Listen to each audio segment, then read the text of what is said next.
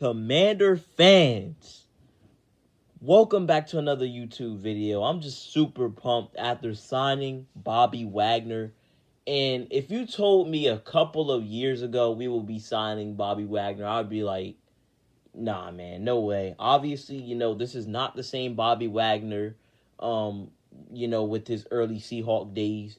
But this is still a very good signing. He had his career high most in tackles of his career. So this guy can still ball. Definitely has some issues in coverage, but overall, I think this is a really good signing. Per Ian Rappaport sources, hashtag Seahawks perennial Pro Bowler and All Pro linebacker Bobby Wagner is signing with the Commanders on a 1-year deal worth a max value of $8.5 million, a deal that includes $6 million in guarantees. Dan Quinn with Wagner a decade ago in Seattle. Now they are back, a splash for Washington.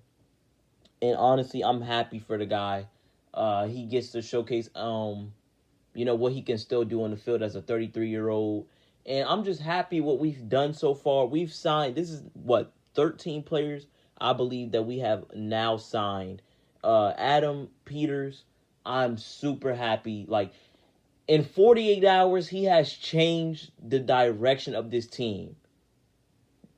Ron Rivera had 4 years to turn this thing around, and he did absolutely nothing.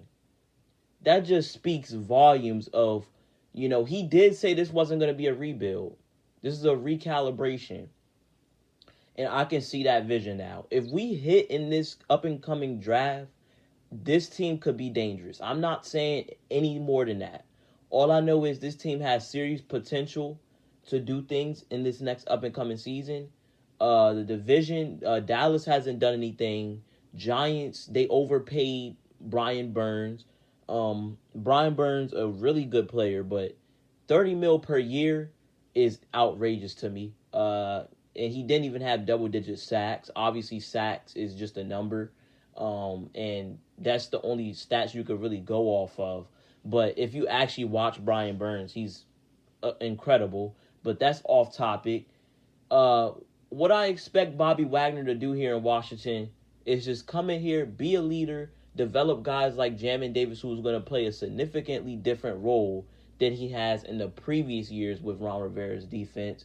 We're going to be using him more as a pass rusher, which, I've been thinking that for a while.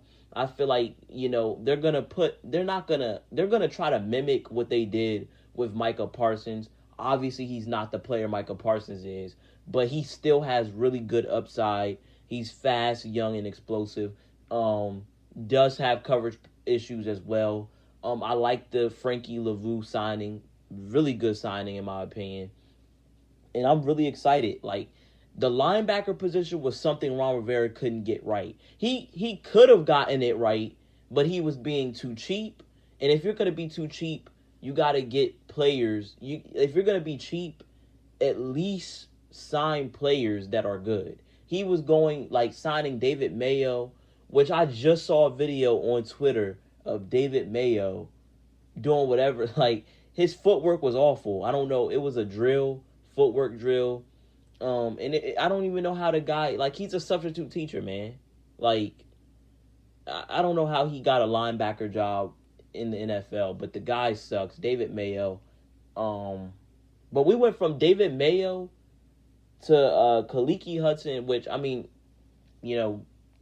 young player still has potential, but going from Kaliki Hudson, Cody Barton, and David Mayo to Frankie Lavu, Jamin Davis, and Bobby Wagner, that's an upgrade. That is really a good upgrade, and I can't wait to see what this defense has in store. Now, we still have a couple holes to fix, especially with the corners.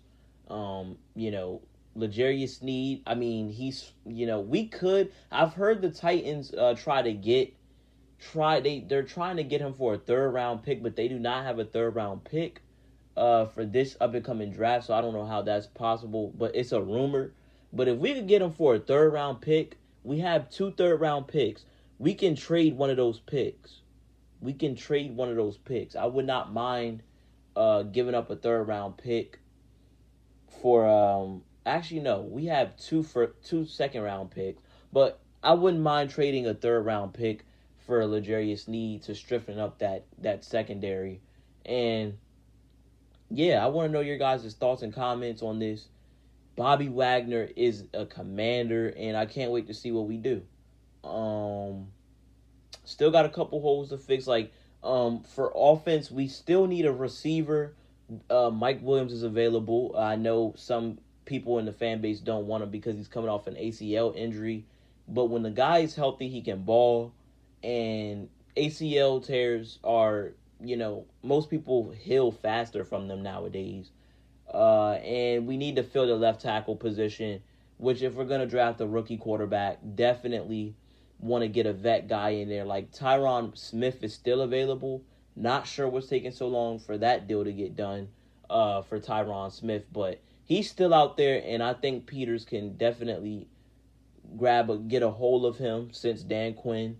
He played under Dan Quinn, obviously on opposite sides of the ball, but still some familiarity right there.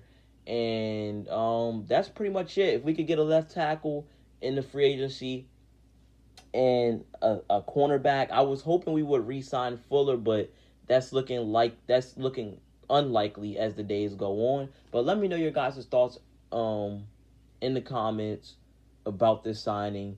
And Adam Peters is really making a statement here in the free agency, and I can't wait to see what he does next. Hope you guys enjoyed this video. Peace.